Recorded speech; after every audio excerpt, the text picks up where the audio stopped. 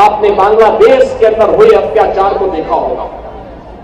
कांग्रेस मौन, समाजवादी पार्टी मौन, टीएमसी मौन, आरजेडी मौन, अन्य दल मौन।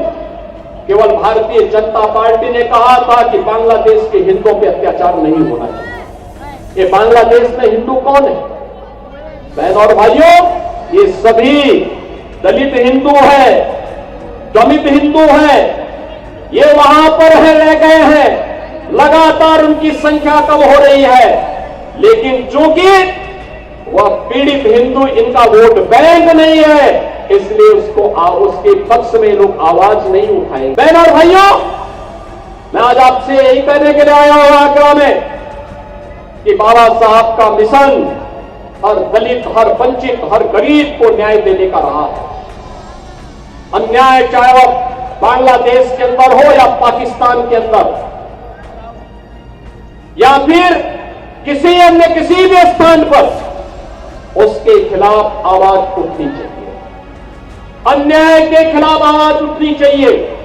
ये बाबा साहब की प्रेरणा रही है। 69,000 टीचर चाकरी गए। जोगी बड़ो बड़ो बात कर रहा है, सबसे बड़ा भोगी है।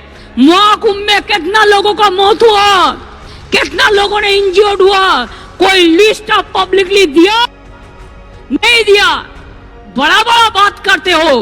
कितने एनकाउंटर में मैं मारा, एक भी में रैली किसी को नहीं करने देते, एक भी मिছিল नहीं करने देते, लोगों को डर दिखा के रख दिया। लोगों ने एक रैली भी नहीं कर सकता है। अरे बांग्लाय तो फ्रीडम आछे। अभी आपके स्क्रीन पर पहले तो हमने योगी आदित्यनाथ का बयान दिखाया, जिसमें उन्होंने पश्चिम बंगाल के दंगाइयों को चुनौती दी और कहा कि लातों के भूत बातों से नहीं मानते। उसके बाद हमने दूसरा बयान भी आपको दिखाया, जिसमें ममता बनर्जी ने योगी आदित्यनाथ को तगड़ा जवाब दिया और कहा योगी वोगी नहीं, ढोंगी है। आखिर राजनीति किस तरफ जा रही है? क्या पूरे देश में वक्फ संशोधन बिल के अलावा कोई भी दूसरा मुद्दा आम जनमानस से जुड़ा हुआ नहीं है?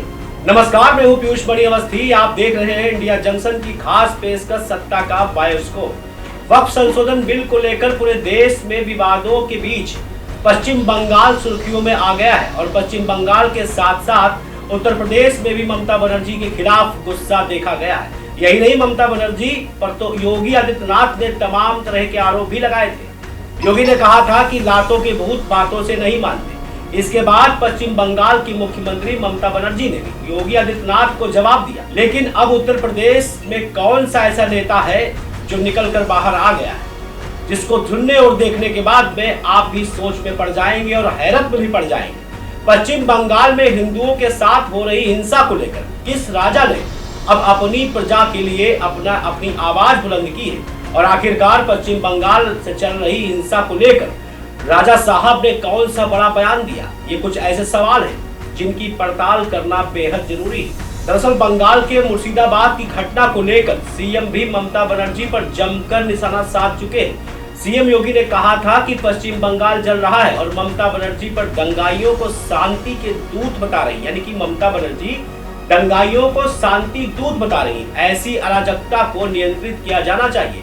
इन दंगाइयों का एकमात्र इलाज लाठी है, जिसके बिना उन्हें काबू में नहीं किया जा सकता। साथ ही कहा कि लातों के भूत बातों से कैसे मानेंगे। सीएम योगी के इस बयान पर पश्चिम बंगाल की सीएम ममता बनर्जी ने विवादित टिप्पणी की थी। अब इस लड़ाई में किसकी एंट्री हो गई, अब ये भी जान लीजिए। दरअसल पश्चिम बंगाल में हिंदुओं पर हो रहे अत्याचार को लेकर कुंडा के राजा, जनसत्ता दल के राष्ट्रीय अध्यक्ष राजा भैया ने भी अपनी आवाज को बुलंद कर ली, यानी राजा भैया ने भी अपनी आवाज बुलंद कर ली।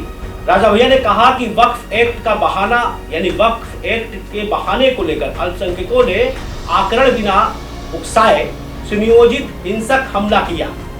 आए दिन ऐसे हमले झेलने अब हिंदुओं की नियति बन चुकी। उन्होंने सवाल किया कि आखिर कब तक और कहां तक हिंदू भागेगा। बांग्लादेश से तो ये सोचकर भागे कि भारत में सुरक्षित होंगे और यहाँ से भागकर कहां जाएंगे। कुंडा विधायक रघुराज प्रताप सिंह यही नहीं रुके।